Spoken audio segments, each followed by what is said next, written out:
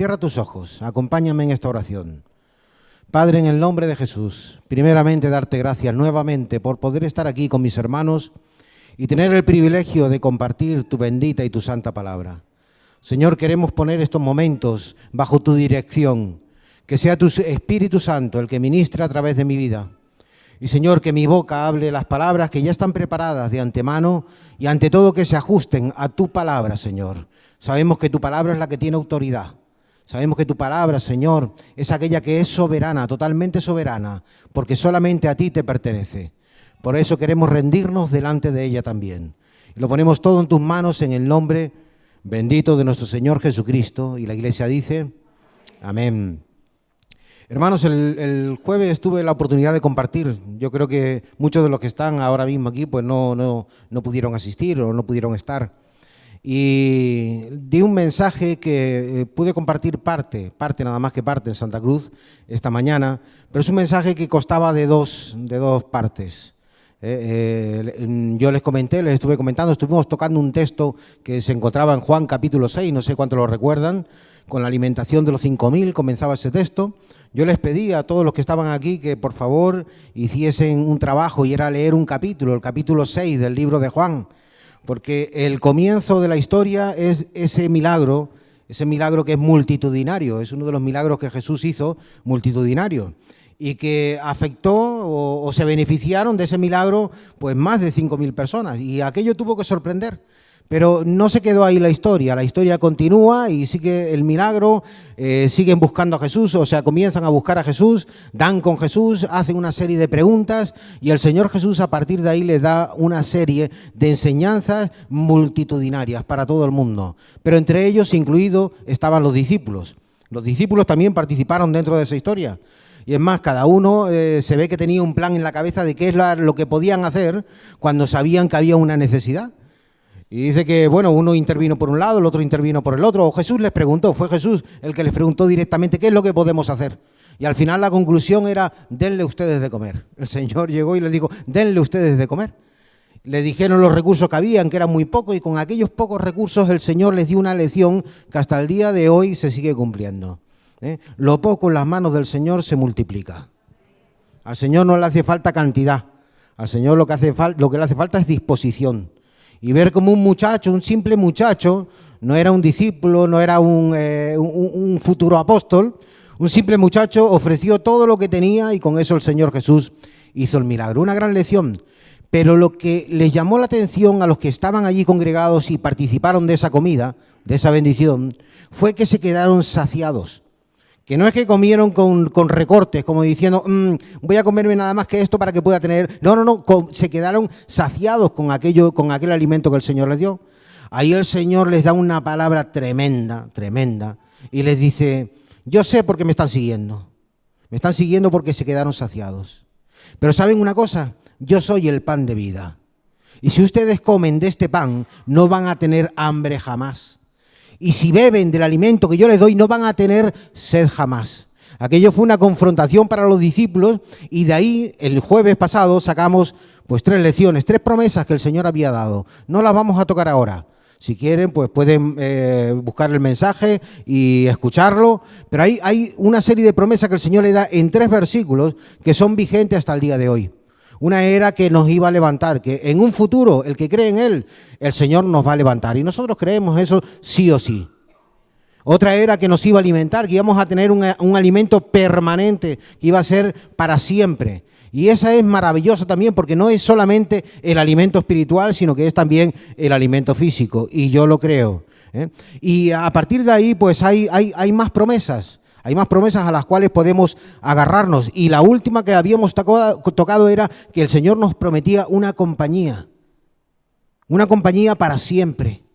Y que hasta el día de hoy nos podemos acoger a ella y se puede cumplir. Pero yo no quiero tocar esto, ni tampoco quiero tocar el tema de la resurrección de nuestro Señor Jesucristo. Yo creo que todos los que estamos aquí sabemos que el Señor Jesús no solamente murió, sino que además resucitó. Y todos además no solamente estamos esperando nada sobre la resurrección, porque ya Él está resucitado, está vivo, lo que estamos esperando es una futura venida, que sabemos que está próxima. Pero no nos quedamos ahí. o no nos deberíamos de quedar ahí, porque mientras Él viene, tenemos que estar tranquilos, tenemos que estar confiados, tenemos que apoyarnos en todas las promesas y en los objetivos que Jesús tenía para morir, para venir a morir en la cruz del Calvario. Hay una pregunta que le hacen en Juan capítulo 6, que le dimos una pincelada el jueves y me quiero centrar y basar en ella en el día de hoy, domingo. En Juan capítulo 6 hay una pregunta que le hacen los que están al lado de él, los que han vivido ese momento tan especial, han vivido ese milagro tan espectacular, y le dijeron, en el versículo 28, le dijeron, ¿qué debemos hacer para poner en práctica las obras de Dios? Qué pregunta tan interesante, ¿verdad? Yo creo que muchos de nosotros hoy en día también estaríamos haciendo la misma pregunta.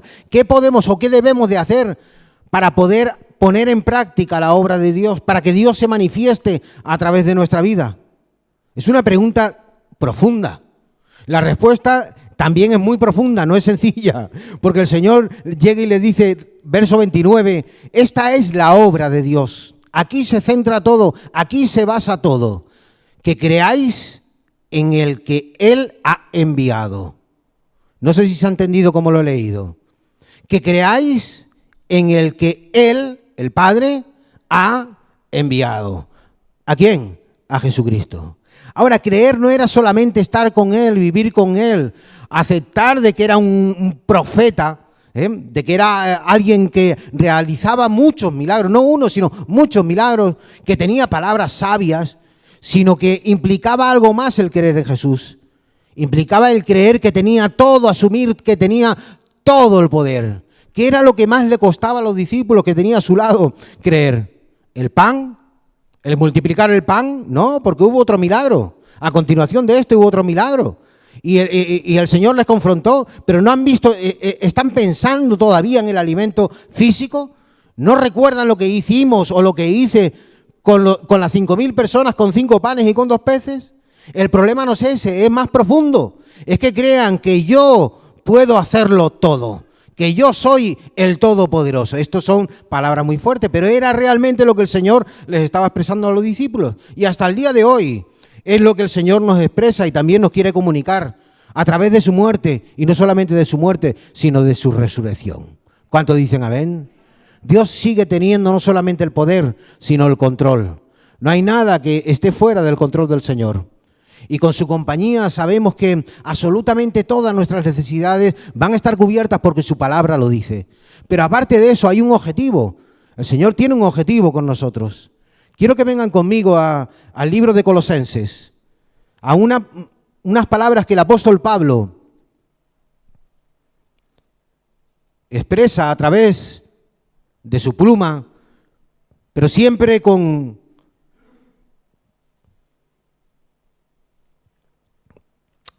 la orientación del Espíritu Santo, que es el que le guía.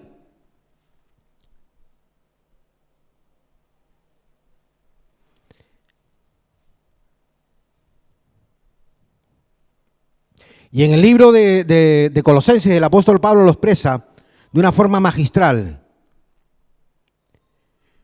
Dice en el verso 15, Él es la imagen del Dios invisible, el primogénito de toda creación. Qué palabras tan profundas, ¿verdad, hermanos?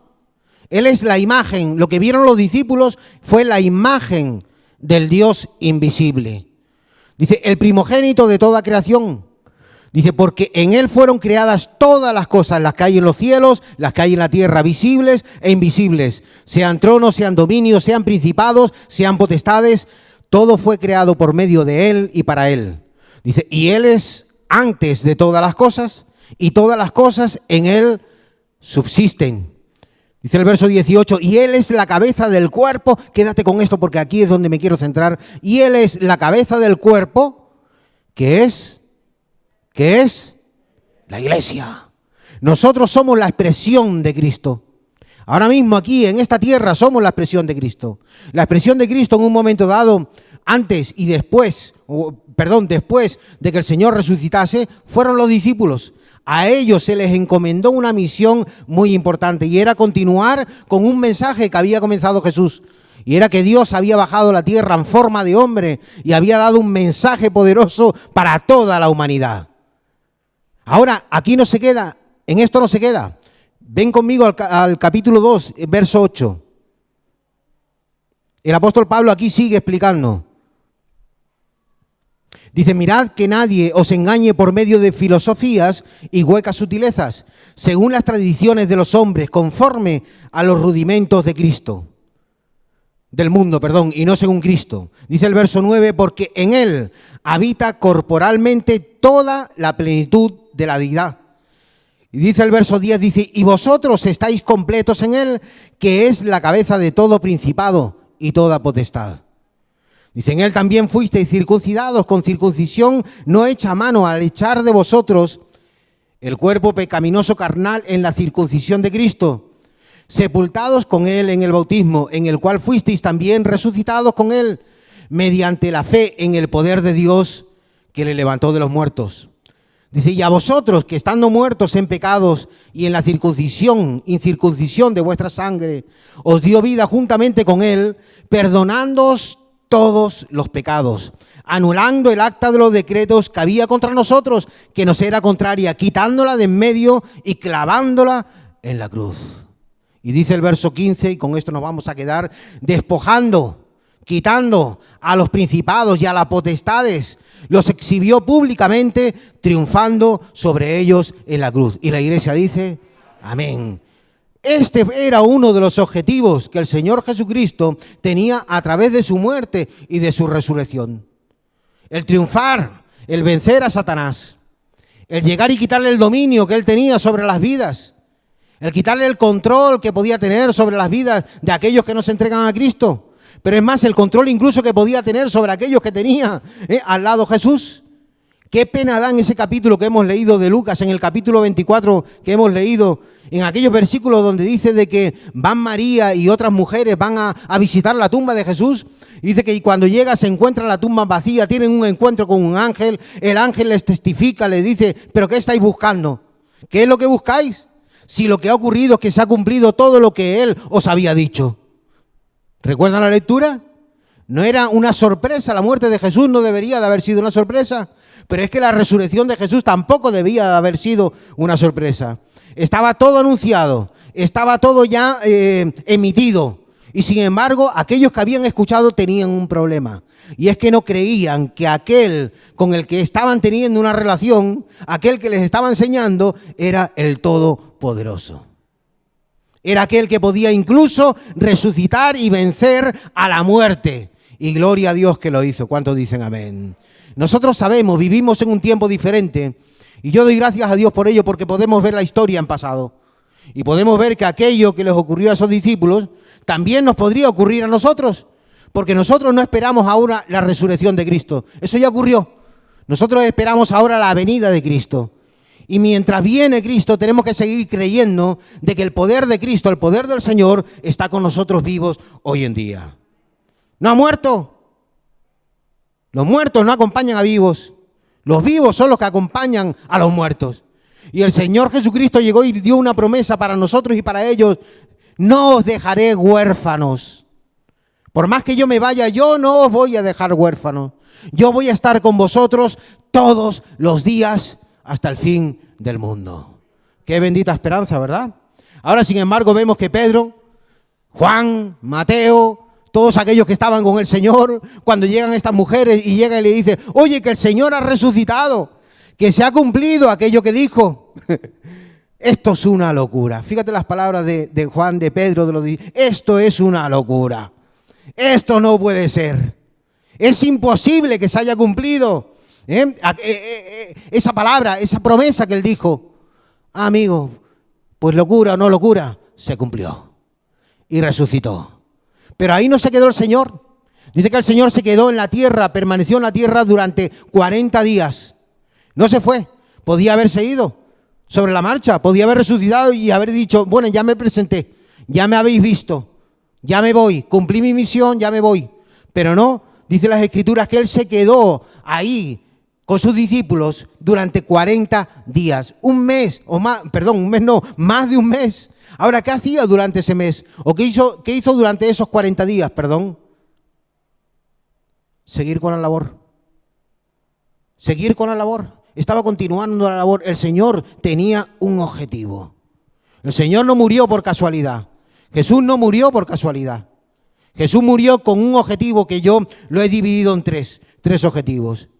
El primero era triunfar, vencer al diablo, quitarle el poder de la muerte, quitarle el poder del gobierno sobre los seres humanos.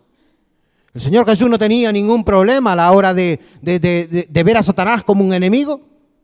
Satanás estaba por debajo de Jesús y Jesús lo sabía. Y mira cómo Satanás fue a tentarle, a intentar hacerle caer. Pero el Señor tenía bien claro quién tenía el control lo tenía Él. Pero sin embargo esa lucha en la cruz del Calvario era para quitarle el control sobre nuestra vida. Esto es importante. Era para quitarle el gobierno sobre la vida de los seres humanos. Yo no sé cuántos de aquí han estado viviendo en un mundo totalmente contrario al del Señor. Yo puedo decir por mi experiencia, por propia experiencia, que yo participé de un equipo oscuro. No del equipo blanco, sino del equipo oscuro. Y yo sé lo que es estar agarrado por el diablo. Yo sé lo que es estar cegado por el diablo. Al igual que mucha gente está en la calle, desgraciadamente está en la calle cegada y agarrada y atada por el control del maligno. Pero sin embargo también sé lo que es estar liberado por el poder de Dios. También sé lo que es ver en mi vida y en la vida de otros el triunfo de la sangre en la cruz de mi Señor Jesucristo. ¿Cuántos dicen amén? Y el único que lo ha podido conseguir es Él. Es Él. Y el diablo, desde el momento que yo me convertí, que tú te convertiste, no tiene ninguna autoridad sobre nuestra vida. Nuestra vida está gobernada, dirigida por el Rey de Reyes y el Señor de Señores. Y todo eso era el objetivo, uno de los objetivos que Cristo tenía para ir a morir y derramar su sangre en la cruz del Calvario. Todos los creyentes deberían de vivir sin miedo del enemigo. Al enemigo no le tienes que temer. Es más, la palabra de Dios dice que los que somos hijos de Dios, Él no los toca. Él sabe quién y quién no es un hijo de Dios. Y los hijos de Dios tenemos un sello de pertenencia que en el mundo físico no se ve, pero en el mundo espiritual es fluorescente. Se ve a la legua. Y el diablo y su séquito saben perfectamente quién es un hijo de Dios y quién tiene poder y quién no tiene poder. Y sabes, eso el Señor lo consiguió para ti y para mí. Hermano, hermana, iglesia, tenemos poder sobre las puertas del Hades. Dice que no van a prevalecer, no van a estar por encima de la iglesia. Pero no para un individuo, sino para la iglesia en sí. Ese era el primer objetivo de Cristo, o uno de los objetivos de Cristo en la cruz del Calvario. Vencer a Satanás por ti y por mí. No por él, sino por ti y por mí. Satanás destruyó o intentó destruir la obra preciosa que Dios hizo con un ser humano, con el primer ser humano, con Adán y con Eva. Y él la intentó destruir, pero ya tenía un plan, el Señor tenía un plan. Tú lo has intentado destruir, pero yo la voy a reconstruir. Y a través de nuestro Señor, ¿la reconstruyó o no la reconstruyó? Pregunto. Ahora no lo tenemos que creer. No quiero ver a personas con miedo. No quiero ver a personas que vivan en temor. Me refiero a creyentes, a hijos de Dios, que vivan en temor por lo que el diablo puede hacer. No le des lugar al enemigo. No tenemos que vivir en temor. Tenemos que vivir en victoria, en valentía. Porque hemos leído antes que la cabeza de la iglesia es Cristo. ¿Cuántos dicen amén? Y no hay quien pueda con la iglesia. La iglesia es indestructible. La iglesia no la va a poder destruir absolutamente nadie. Es una creación divina. Segundo punto, segundo objetivo del Señor. El segundo objetivo que Él tenía era crear un cuerpo, crear una iglesia. Pero una iglesia no como la que Él tenía con sus discípulos, una iglesia que le creyese. Una iglesia que creyese que tenía poder. Pero para eso, antes de conseguir tenía que conseguir otro. Y era conseguir unión, unidad. Objetivo del Señor Jesucristo en la cruz del Calvario. Él tenía que conseguir una unidad. Por eso estuvo 40 días en la tierra. No se fue al primer día, ni al segundo, después de haber resucitado. Sino que llegó y permaneció 40 días. Y en esos 40 días estuvo buscando, recogiendo a los discípulos. Que tenían que haber estado juntos. Tenían que haber estado todos juntos compartiendo lo que había ocurrido y la gloriosa esperanza que tenían que se iba a cumplir o que se había cumplido. ¿Cuántos dicen amén? Pero sin embargo no lo creyeron y después se dispersaron, empezaron a dispersarse. Es más fácil desunir que unir. Pero sin embargo el Señor Jesucristo es perfecto, hasta en eso es perfecto. Quiero que vengan conmigo al libro de los Hechos, el comienzo de la iglesia.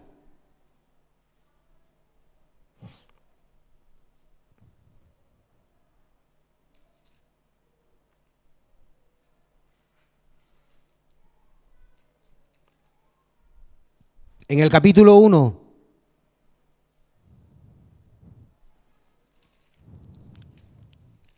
de aquí en el día de hoy tenemos que salir reforzados, sí o sí. Esta predicación tiene que ser una predicación que valga para que tú salgas fuerte, fortalecido de este lugar. Saben, a veces pensamos que el alimento que el Señor ofreció era un alimento de una sola vez, pero eso no es verdad. Le hice una comparación física. Y él les dijo, yo soy el pan de vida. El que comiere de este pan o el que comiere de esta carne no tendrá hambre jamás. ¿Cuántos comieron en el día de hoy? A ver, levanten la mano. Aleluya, ninguno está de ayuno. Y por lo menos han tenido para comer. Esa promesa no va a faltar. No te va a faltar el pan de cada día. Pero miren, con lo que han comido hoy, ¿les va a valer para no tener hambre mañana? ¿Pregunto? Bueno, a lo mejor hay alguno que sí. Bueno, ¿y para no tener hambre pasado mañana? ¿Le va a valer para llegar y estar durante toda la semana sin comer? No, esa era la realidad que el Señor estaba explicando. El que de mí come, el que se alimenta de mí, pero no de un día. Tenemos el alimento para todos los días hasta que lo veamos a Él de una forma personal.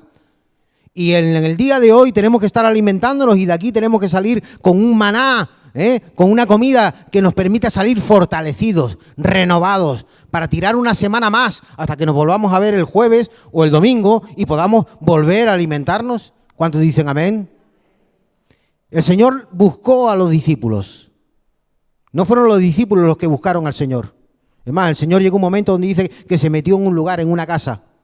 Aquello fue otro milagro espectacular. Yo soy, no temáis. Se les ofreció así. Todavía no creían, después de que habían escuchado, habían oído de que había resucitado. Después de todo eso, todavía no creían. Yo soy, no temáis. Aquí están mis manos. Aquí está mi costado. ¿Veis que soy yo? Dice que todavía no se lo creían. El problema de la incredulidad. Todavía no le llegaron a creer y tuvo que comer.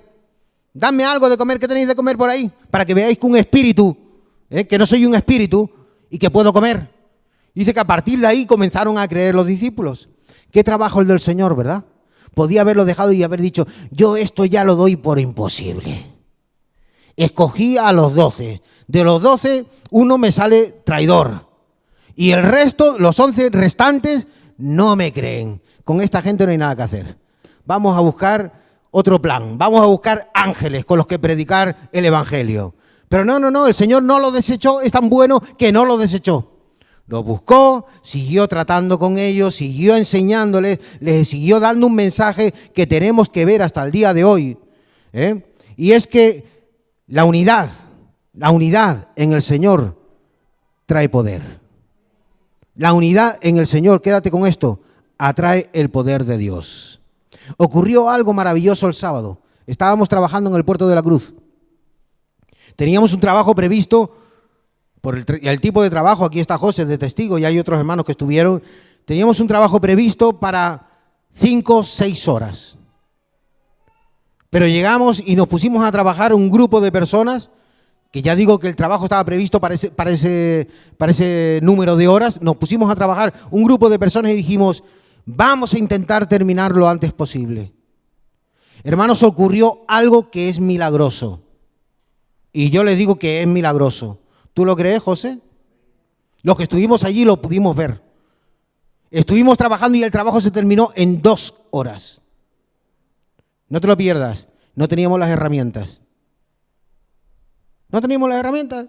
De las 2 horas tuvieron que ocuparse un tiempo en buscar herramientas, en ir a comprar herramientas. Pero no te lo pierdas. Habían bocadillos, y esto lo estoy contando y los que estaban allí lo saben perfectamente y lo pueden corroborar. Habían bocadillos para 14 personas. Ya está, un bocadillo para 14 personas. Comimos 16 personas y sobraron 4 bocadillos.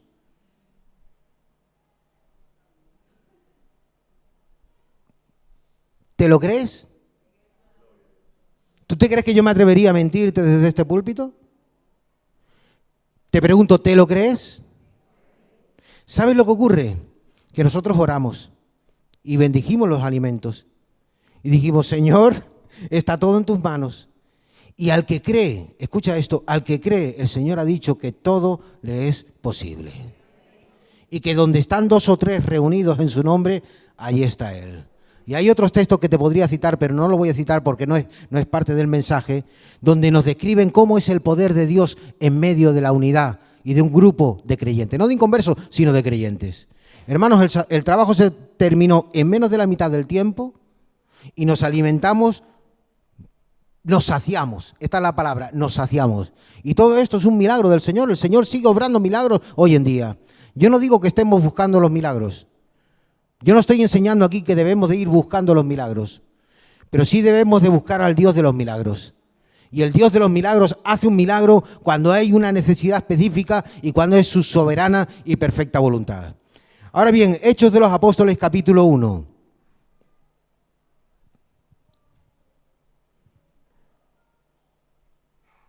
Vamos a leer desde el verso 2. Sabemos que es un tratado para Teófilo.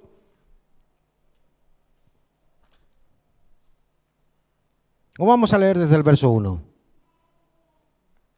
Dice, en el primer tratado, Teófilo, hablé acerca de las cosas, de todas las cosas que Jesús comenzó a hacer y a enseñar, hasta el día en que fue recibido arriba después de haber dado mandamientos por el Espíritu Santo a los apóstoles que él había escogido, a quienes también después de haber padecido se presentó vivo con muchas pruebas indubitables, apareciéndoles durante 40 días y hablándoles acerca del reino de Dios. La misión no había acabado con el Señor Jesucristo. El Señor les seguía enseñando. Y dice el verso 4, y estando juntos les mandó que no se fueran de Jerusalén, sino que esperasen la promesa del Padre, la cual les dijo, oísteis de mí. Dice, porque Juan ciertamente bautizó con agua, mas vosotros seréis bautizados con el Espíritu Santo dentro de no muchos días. Verso 6 dice, entonces los que se habían reunido le preguntaron diciendo, Señor, ¿restaurarás el reino a Israel en este tiempo? Dice el verso 7, y les dijo, no os toca a vosotros saber los tiempos o las sazones que el Padre puso en su sola potestad. Pero, verso 8, recibiréis poder. Escucha esto. Pero recibiréis poder. Fíjate que no habla en singular, habla en plural. Está hablando al grupo al que le había dicho o le había ordenado que se mantuvieran juntos. Ese es el primer requisito de la unidad, mantenernos juntos, aprender, saber lo que significa ser iglesia. Hermanos, en este tiempo en el que estamos viviendo, quiero que tengamos en cuenta de que la iglesia tiene un papel fundamental. No estoy hablando de individuos, no estoy hablando de personas solitarias, sino la iglesia. Y que el Señor nos ha colocado a todos en una iglesia, sí o sí. Y si no estamos colocados o hay alguien que no esté colocado dentro de una iglesia, el Señor lo colocará, porque esa era su intención, ese era el objetivo de Dios. El objetivo de Jesucristo no era que fuésemos solitarios, que fuésemos solos, que conociésemos a Él y luego predicásemos solos el Evangelio. Es imposible. Al final nos desnutrimos. Y esta es la realidad. Para poder nutrirnos, para poder alimentarnos de ese pan de vida, tenemos que estar conectados. Tenemos que ser miembros y no desmembrarnos. Y tenemos que estar unidos al cuerpo, a la expresión de Cristo. ¿Cuántos dicen amén? Y todos sabemos perfectamente quién es la expresión de Cristo. Y en estos últimos tiempos yo estoy viendo muchas personas que son creyentes y de muchos años que están viviendo vidas solitarias de creyente o como creyente. Y eso no es bíblico. El Señor nos llama a vivir en unidad, a vivir como comunidad, a vivir en unión, a vivir como iglesia. Y ahí es donde reside el poder de Jesús. Quédate con esto. Ahí es donde está el poder de Jesús. Porque el Señor llegó y le dijo, vayan a ese aposento, quédese en esa casa y estén ahí. Y quiero que se queden todos ahí. No que estén cada uno en su casa. No que ustedes, uno en Jerusalén, el otro en Emaús, el otro... No. Quiero que estén todos en el aposento. ¿Por qué? Por una razón muy sencilla, para que se conozcan, para que se traten, para que se aguanten, para que se soporten. Pero no solamente para eso, sino también para que oren y para que perseveren. Para que estén en un mismo sentir. Y a partir de ahí yo me puedo glorificar y puedo hacer milagros. Bajo esas condiciones es cuando va a venir el Espíritu Santo y les va a dar poder. El tercer objetivo del Señor, al morir en la cruz del Calvario, al resucitar, Él tenía un objetivo, como dije antes, no fue por casualidad, y su objetivo era dotar de poder a la iglesia, que hoy en día la vamos a necesitar. Hoy en día la iglesia va a necesitar de todo el poder del Espíritu Santo de Dios y que nos utilice. Hay personas que piensan en una persona en particular, o en un predicador, o en una persona que hace milagros. No, olvídate de eso. Piensa en la comunidad, piensa en la iglesia, piensa que el Señor es la cabeza de la iglesia, que Cristo es la cabeza de la iglesia y que Cristo quiere obrar a través de su iglesia. ¿Recuerdan cuál era la pregunta de aquellos que estaban al lado de Jesús cuando vieron el milagro? Ellos vieron el milagro y ellos querían hacer el milagro. Y ellos querían más milagros como aquel de la alimentación de los 5.000 de las 5.000 personas. ¿Cómo debemos obrar? ¿Está por ahí el versículo?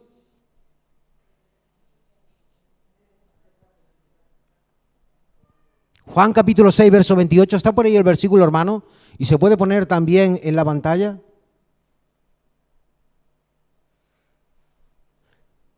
¿Qué debemos hacer? Es que no quiero decir ni una sola palabra incorrecta.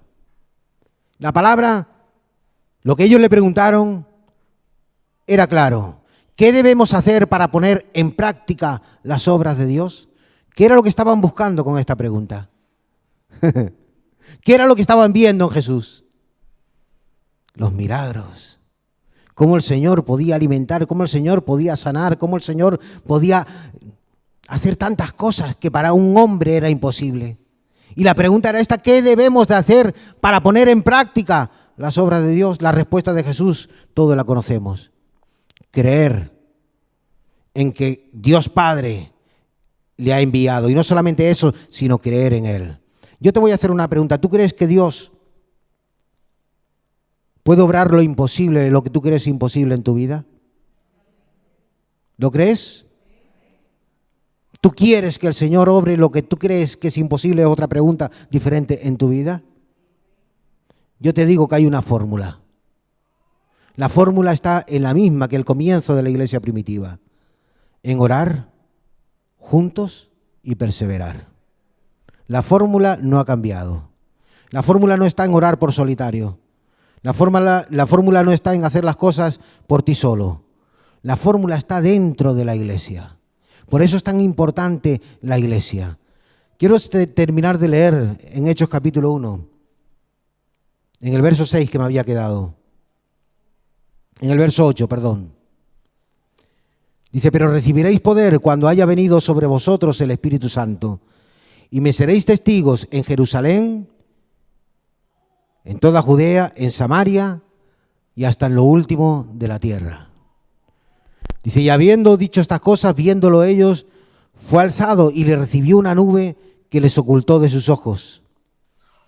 Y estando ellos, verso 10, con los ojos puestos en el cielo, en tanto que él se iba, he aquí se pusieron junto a ellos 2 varones con vestiduras blancas, los cuales también le dijeron: varones galileos, ¿por qué estáis mirando al cielo? Este mismo Jesús que ha sido tomado de vosotros al cielo, así vendrá como lo habéis visto ir al cielo. Y en el verso 14 está la fórmula, que no es mágica, es divina. Esto no es una fórmula mágica, es divina. La palabra de Dios siempre funciona. Siempre. Lo que puede que no funcione sea nuestra cabeza, nuestra mente. Nosotros. Yo me planteaba esta mañana y les planteaba a los hermanos, si yo hubiese estado, o si tú hubieses estado en el lugar de Pedro, ¿te hubieras sorprendido? ¿Te hubieras sorprendido? ¿Y por qué? Si estaba anunciado. ¿No tendría sentido o no? Lo que tendría sentido es que Pedro, Juan, María y todos estuvieran al pie de la tumba, esperando a ver la resurrección de Jesús. Eso es lo que tendría sentido. Pero es que nosotros somos humanos y cometemos el mismo fallo y el mismo error. Y hay cosas que nos parecen tan imposibles que pensamos, yo sí lo digo, lo creo, pero sin embargo no llegamos a ser capaces de creerlo. Si yo les cuento esto en la calle de que se multiplicaron los panes y los bocadillos, me van a decir, este hombre está como un cencerro. O una de dos, o está como un cencerro o es un mentiroso. Pero yo lo estoy diciendo en la iglesia porque a la iglesia no le debería de asombrar. Porque esto debería de ser algo que ocurriese pues con cada necesidad que tuviésemos como iglesia. ¿No ha dicho el Señor que es el dueño del oro y de la plata? Yo le decía a los hermanos, tenemos una obra muy grande. Pero ¿saben una cosa? Yo no tengo ningún temor. Porque yo no tengo que estar pendiente del dinero, ni de las ofrendas. Yo tengo que estar pendiente de poner, y tú tienes que estar pendiente de poner la palabra del Señor en práctica. Y el Señor no miente. Y dice que todas sus promesas, qué bueno poder verlo ahora, ¿verdad? Son sí y amén. ¿Lo decimos? Todas sus promesas son en Él, sí y amén. Y yo lo creo. Por eso de aquí vamos a salir fortalecidos. Y si tienes una necesidad, yo te digo cuál es la fórmula. Ora en la iglesia. Aprovecha los momentos de oración. La iglesia tiene que ser un lugar también de oración. Aprovecha el momento de oración. Me dio lástima al comenzar el culto, pero también ocurrió en el Puerto de la Cruz hoy, cosa que no va a ocurrir más porque voy a llamar la atención a la iglesia, voy a exhortar. Me dio lástima ver que había nada más que un grupito de 8 o 10 personas. Este momento debería de ser donde nosotros participásemos como iglesia en la oración. Y a pesar de que yo no me congrego aquí en Santa Cruz, yo sé que tengo permiso de parte del pastor para exhortarte, animarte a que en el momento de la oración estés dentro de la iglesia. El momento de la oración es importante. Y no presentes solamente la petición de oración que estás escuchando o que se ha dicho de que se va a hacer en ese momento. Aprovecha y presenta la petición de oración tuya, personal, en silencio, calladito, sabiendo que el que escucha en silencio, ¿qué es lo que hace? Recompensa en público. Yo les quiero animar a todos a que no se dejen, a que en estos tiempos que vienen, futuros, no se dejen, a que se congreguen, a que estén unánimes, a que estemos, me incluyo, unánimes, perseverando, orando, creyendo que el Señor va a cumplir con ese deseo que tenemos en el corazón. Con eso por lo que llevamos orando tanto tiempo. Dice el verso 14, todos estos perseveraban unánimes en oración y ruego, con las mujeres y con María, la madre de Jesús, y con sus hermanos. Y la iglesia dice, amén. Ponte de pie un momentito. Pongámonos de pie.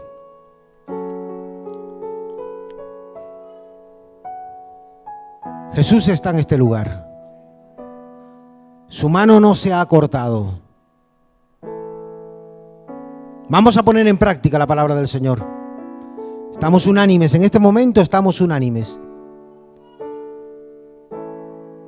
Yo voy a pedir, en este momento yo voy a pedir al Señor por una petición personal que yo tengo. Por una nada más, voy a pedir por una.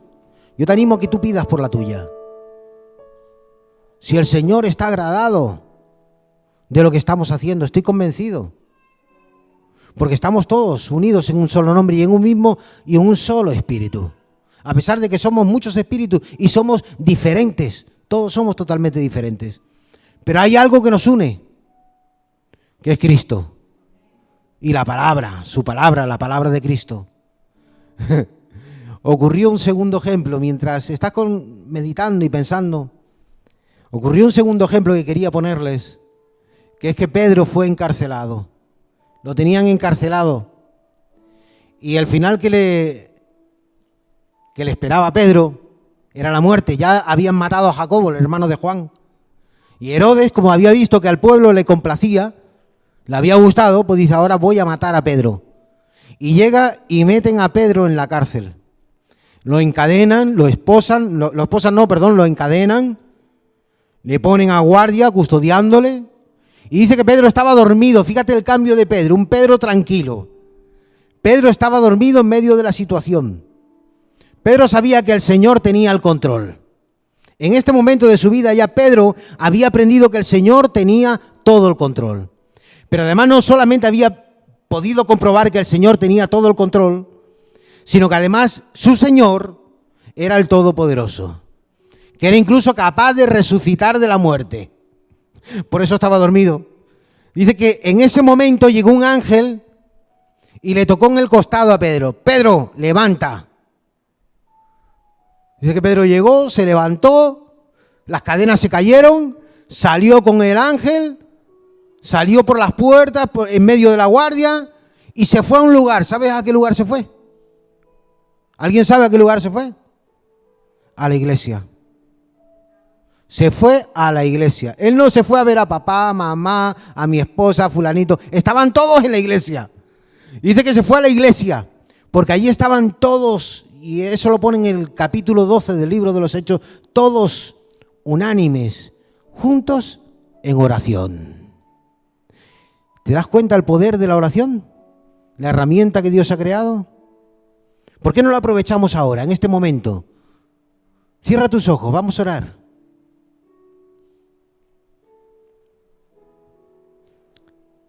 Esa petición, esa necesidad que tienes, yo no sé cuál es, yo sé cuál es la mía. Y yo sé que el Señor va a obrar. No, va a obrar, no, ya está obrando. Yo la presento delante de ti, ya, Señor. La presento delante de ti. Con mis hermanos aquí, sabiendo que lo que estoy haciendo tiene poder. Porque aquel que me escucha es aquel que salió de una tumba, que resucitó, que no lo sacó nadie, que resucitó. Es aquel que sanaba paralíticos, es aquel que sanaba leprosos, que no tenía miedo de estar en contacto con la enfermedad. Es aquel que restauraba vidas y que sigue restaurando vidas, y yo creo en tu poder, mi Dios. Yo creo en tu poder, mi Señor Jesús. Y Señor, queremos aprovechar este momento como iglesia para orar no solamente por nuestra necesidad, sino, Señor, por la necesidad común de la iglesia en este tiempo. Padre, en el nombre de Jesús, yo te pido por mis hermanos que están en Ucrania. Señor, nosotros no estamos pasando ese tipo de circunstancias, pero ellos sí, son tus hijos, son mis hermanos. Y yo te pido que tu poder sobrenatural esté sobre tu iglesia y en Ucrania, mi Dios. Señor, te pido por la iglesia virtual, a los que no conozco. No los conozco, Señor, pero amo a todos y cada uno de ellos. Señor, yo te pido fortaleza para ellos, mi Señor, y te doy gracias también por poder congregarme de una forma física y poder tener contacto con mis hermanos. Señor, te pido por toda la iglesia que está a nivel mundial y que tenemos en estos tiempos necesidad y más necesidad de ti.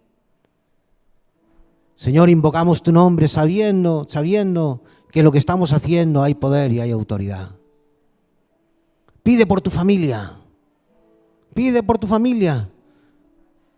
Tengo en mi espíritu que tenemos que orar por la familia que todavía no ha doblado sus pies, sus rodillas, delante de Cristo. El Señor puede hacerlo, aunque para ti parezca imposible, aunque veas una actitud rebelde, el Señor puede quebrar esas cadenas, porque hay libertad. En el nombre de Jesús hay libertad. Él lo consiguió en la cruz del Calvario. Ora por tu familia, vamos a orar por la familia también, por esos seres queridos. Sí, Señor. Y aquellos que me están viendo, aprovechen también y pónganse a orar, porque no hace falta estar cerca físicamente para estar orando en un mismo espíritu. Somos iglesia, somos cuerpo de Cristo. Oremos, aprovechemos este momento. Vamos a tomar 2 minutos, 3 minutos. Es mucho. Orando, clamando delante del Señor.